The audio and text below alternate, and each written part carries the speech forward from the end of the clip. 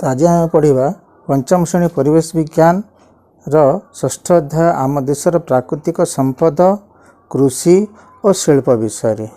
ठीक अच्छे। तो यही अध्यायर आम गोटे चैप्टर को जीवा सेटा होछि नेक्स्ट स्लाइड रे मृत्तिका विभिन्न प्रकार मृत्तिका आउ से मृत्तिका क्यों क्यों अंचल देखा जाए एवं भल भाव से मृत्तिका क्यों क्यों फसल भल भाव होता है। तो प्रथम जीवा आम उर्वर मृत्तिका क्यों क्यों अंचल देखा जाए।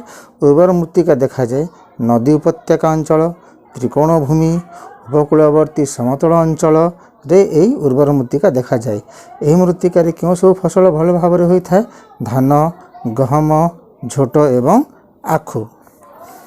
बुझीगला।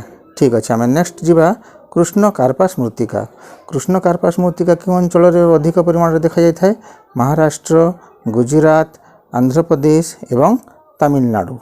यही कृष्ण कार्पास मृत्तिका क्यों चाष भल भाव होता है। यही कृष्ण कार्पास मृत्तिका कपा चाष भल भाव होता है।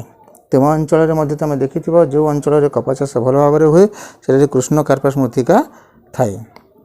नेक्स्ट जीवा आम लुणी माटी मुख्यतः आमर समुद्र उपकूलीय अंचल उपकूलवर्ती अंचल देखा जाए।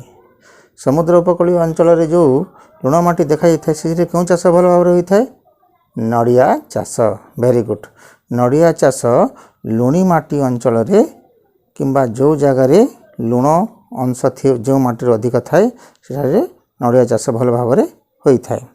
नेक्स्ट जीवा आम लाल माटी और हलदिया माटी और हलदिया माटी क्यों अंचल अधिक परिमाण देखा जाता है दक्षिणस्थ मालभूमि केतेक अंचल लाल माटी और हलदिया माटी देखा जाता है। यही माटी क्यों चाष भल भाव हुए जन्ना एवं चीनाबादाम यही माटी अधिक परिमाण होता है।